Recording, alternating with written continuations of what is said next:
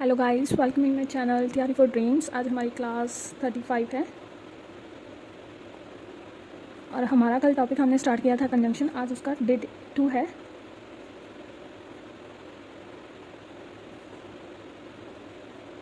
और कल हमने बेसिक किए थे और कंजंक्शन क्या होता है और इसके बेसिक रूल्स किए थे, मतलब काइंड्स ऑफ कंजंक्शन किए थे हमने। कितने टाइप्स की होती है? 3 टाइप की होती है। कौन सी होती है? Coordinate, subordinates and correlative. और कल हमने अपने 2 रूल्स भी किए थे कंजंक्शन चैप्टर के। आज हम कंजंक्शन के आगे रूल कंटिन्यूस करने वाले हैं। उससे पहले आप मेरे चैनल को सब्सक्राइब करते और वीडियो को लाइक ज़रूर करा करें और कमेंट भी करें कि कैसी लगती है आपको मेरी वीडियोस, और शेयर भी करें अपने फ्रेंड्स के साथ। चलो, रूल नंबर 3 क्या कहता है देखो। कल हमने अपने 2 रूल्स कंप्लीट कर दिए थे। आज हमारे कंजंक्शन का 3rd रूल स्टार्ट कर रहे हैं हम। और कंजंक्शन का रूल नंबर 3 क्या कहता है? जो हमारा एक कंजंक्शन है ना, बोथ एंड, कौन सा? बोथ या फिर बोथ एंड। ये जो कंजंक्शन है ये कभी भी जिस सेंटेंस में नॉट यूज़ होगा कभी नहीं आएगा उसके साथ। इसकी बजाय क्या आएगा? Neither nor. ठीक, क्या लिखेंगे? Both and has positive sense, so it can not be used in negative sentence.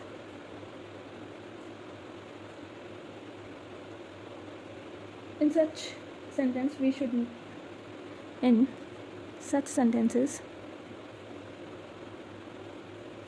we should use neither nor in place of both, and both and।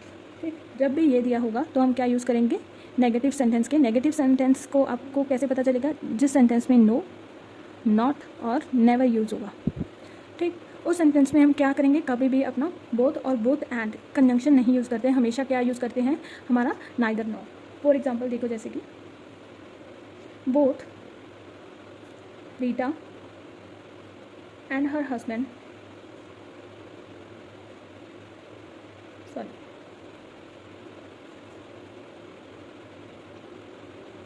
were not present in the party। अब देखो इसमें क्या है? Not use हुआ है ना, इस sentence पे नॉट यूज़ हुआ है कि बोथ रीटा और उसका husband were not present in the party, कि वो प्रेजेंट नहीं थे इनमें पार्टी में। तो नॉट यूज़ हुआ है, तो इसलिए हम यहाँ पर बोथ और एंड कंजंक्शन नहीं यूज़ करेंगे।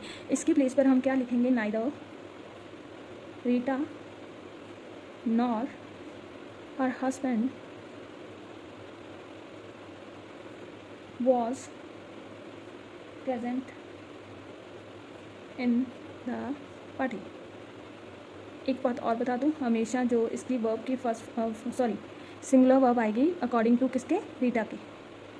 ठीक, ये आगे मैं आपको बताऊंगी किस किस में सिंगुलर वर्ब आती है और किस में प्लूरल, और किस में फर्स्ट सब्जेक्ट के अकॉर्डिंग आती है और किसकी सेकंड। आगे रूल है इसके भी, तो आप बस इतना ही ध्यान दें फिलहाल कि जिस सेंटेंस में नॉट नहीं आएगा, नॉट आएगा, उसमें कभी भी बोथ एंड ये दोनों कंजंक्शन नहीं यूज़ होंगे। इनकी बजाय हम क्या यूज़ करेंगे? Neither nor. तो अब रूल नंबर 4 क्या कहता है देखो। रूल नंबर 4 कहता है, अब रूल नंबर देखो 4 क्या कहता है। रूल नंबर 4 में कुछ नहीं है, इसमें आपको जस्ट पेयर बताए गए हैं कोरिलेटेड कंजंक्शन के। रूल नंबर 4 में है कि जो कोरिलेटेड कंजंक्शंस के जो पेयर्स है वो हमेशा पेयर्स ही रहेंगे। कभी भी आप नाइदर के साथ और नहीं लगा सकते, नॉट ओनली बट ऑल्सो के साथ। जैसे कि नॉट ओनली बट ऑल्सो एक पेयर है, इसके साथ आप नॉट ओनली वैन नहीं लगा सकते, मतलब और कोई कंजंक्शन नहीं लगा सकते। जो पेयर जिसके साथ बना है सिर्फ वही यूज़ करेंगे आप। बस रूल नंबर 4 में इतना ही है। देखो क्या लिखेंगे हम? Correlated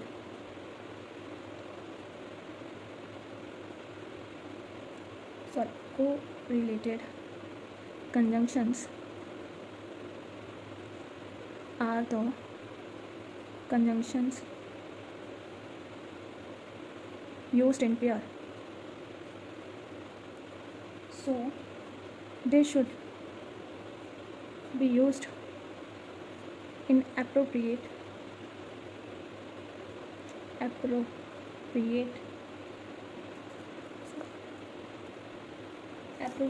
correlative only, such as, जैसे कि neither should be followed by nor, not by or. So following pair, कौन कौन से पेयर हैं जिनके बारे में आपको पता होना चाहिए कि ये पेयर सिर्फ ये ही यूज़ होंगे, कोई और नहीं यूज़ होगा। देखो, फर्स्ट वन इज़ आइदर और, second one is neither nor, one is one not only but also, fourth one is both and, fifth one is rather और सिक्स वन इज़ स्कार्सली। ये दो है, सॉरी, और hardly. जब ये दोनों दिए होंगे, स्कार्सली दिया हो चाहे हार्डली, तो व्हेन यूज़ होता है। फिर हमारा है लीस्ट और शुड, एंड नेक्स्ट है हमारा no sooner than, and next one is as much और एज। ये आपके कुछ पेयर्स हैं जो मैंने सारे लिख दिए हैं। आपको ये ध्यान में रखना है कि ये पेयर्स इनके साथ ही ऐसे ही यूज़ होंगे, कभी भी इनके पेयर्स अलग नहीं करेंगे आप। अगर अलग दिए हुए हैं तो आपको वही करेक्शन करनी होगी, आप देख लेना एरर डिडक्शंस में, ठीक। अब इसके एग्जांपल्स देखो कैसे दिया होगा। ही नाइदर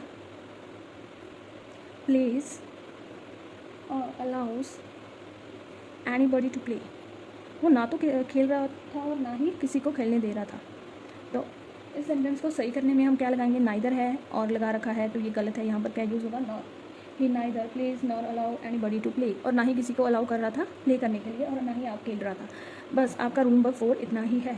रूल्स तो इसके बहुत है कंजंक्शन के, बट छोटे छोटे से हैं, आपको अच्छे से एक दो बार करेंगे और याद रह जाएंगे, इतने भी कोई टफ रूल्स नहीं है।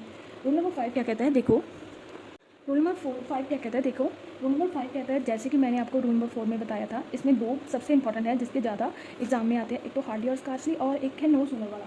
नो सूनर जो है हमेशा किससे फॉलो होगा, देन से होगा, कभी भी बट से फॉलो नहीं होगा। ज़्यादातर एग्जाम में बट दिया होता है।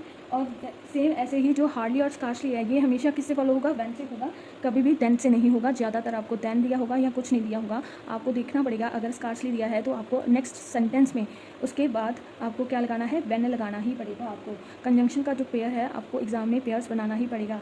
अगर आपको एक सेंटेंस में ओनली नो सूनर दिया है और नेक्स्ट सेंटेंस में कोई आगे कंजंक्शन नहीं दिया, तो आपको जिस टाइम ये दोनों दोनों सेंटेंस आपस में जुड़ रहे होंगे, वहाँ पर एक कोमा की प्लेस होगी या कोई आपको पता चल जाएगा कि ये, तो जब आपको पता चल जाए कि वो सेंटेंस एक ख़त्म हो चुका है, उसमें या तो फुल स्टॉप दिया होगा या आपको कोमा की दिया होगा, तो आपको उसकी प्लेस पे क्या यूज़ करना होगा, देन यूज़ करना होगा। अगर आगे नो सूनर दिया है ओनली, तो आपको इस बात का भी ध्यान रखना पड़ेगा। तो रूल नंबर 5 क्या कहता है, देखो। रूल नंबर 5 कहता है, नो सूनर, एक second, no sooner should be followed by than, not by but, and the same way hardly and scarcely should be followed by when, not by then। जैसे कि example देखो आपको कैसे दिया होगा, देखो। No sooner did the bell ring,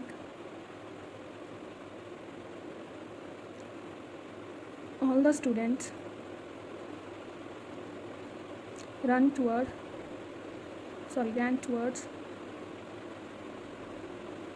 the gate।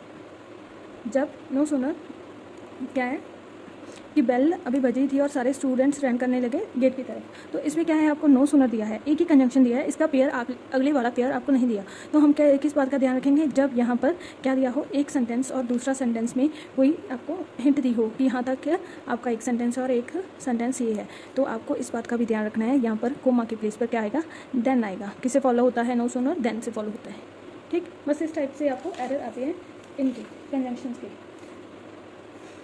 यहाँ पर सिर्फ आपको देन लगाना है और आपका ये सेंटेंस ठीक हो जाएगा। अगला एग्जांपल देखो, एग्जांपल नंबर 2, जैसे कि she had scarcely seen the thieves face, then she should shouted loudly. अब इसमें देखो क्या मिस्टेक है. शी हैड स्कार्सली ठीक देखकर वो बहुत डरली थी. थीम का फेस थे, फिर वो लाउडली शाउट करने लगी. देन नहीं आएगा, यहाँ पर क्या आएगा, व्हेन. क्या आएगा, व्हेन, क्योंकि हमेशा स्कार्सली और हार्डली के साथ इसका पेयर क्या है, व्हेन है, ना कि देन है. तो इस टाइप के आपके इनके ज़्यादातर आपके एरर डिटेक्शंस आते हैं. आपको इस बात का भी ध्यान रखना पड़ेगा. ठीक, इसी में एक रूल नंबर 5 में एक चीज़ और ऐड कर लो आप. वो ये है कि हार्डली और स्कार्सली है जो वो जब व्हेन से फॉलो होता है ना, इसकी प्लेस पर, व्हेन की प्लेस पर हम क्या यूज़ और कर सकते हैं, बिफोर. तो तब क्या होगा, हमारा सेंटेंस बिल्कुल ठीक होगा. व्हेन की प्लेस पर क्या यूज़ करते हैं हम, बिफोर भी यूज़ कर सकते हैं. इनका भी पेयर होता है. जैसे कि एग्जाम्पल देख लो एक मिनट. जैसे कि scarcely had I completed my work before other work was given to me. अब देखो इसमें क्या है, ये आपका नो एरर सेंटेंस है. क्यों, क्योंकि हार्डली और स्कार्सली के साथ हम क्या लगा सकते हैं, बिफोर का भी पेयर लगा सकते हैं. एक और बड़ी बात आपको बता दूं, नो सूनर हो, हार्डली स्कार्सली हो, इनके साथ हमेशा आपका क्या मतलब वर्ब दी होगी, हेल्पिंग वर्ब क्या दी होती है, डिड या फिर हैड. ये आपको गांठ ही बांध लो कि इसमें या तो डिड दिया होगा या फिर हैड दिया होगा. कभी भी और वर्ब नहीं यूज़ होगी. ठीक, जो भी सेंटेंस में हार्डली स्कार्सली नो सूनर ये दिए होंगे तो क्या दिया होगा, main verb, sorry helping verb क्या दी होगी, डिड और हैड. ठीक, यहीं तक है आपका रूल नंबर 5. चलो आज अब रूल नंबर 6. रूल नंबर 6 क्या कहता है, देखो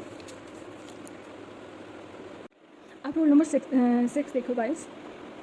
रूल नंबर 6 क्या कहता है, जब भी आपको कंजंक्शन अनटिल और अनलेस, कौन से, अनटिल और अनलेस, अनटिल एंड अनलेस, ये दोनों कंजंक्शन लिए होंगे तो इनका मतलब खुद में ही नेगेटिव सेंस में आता है.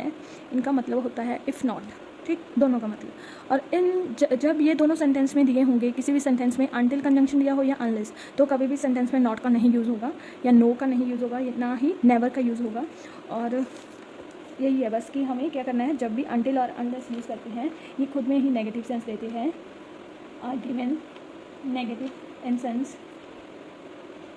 सो द सेंटेंस और क्लाउजेस which are already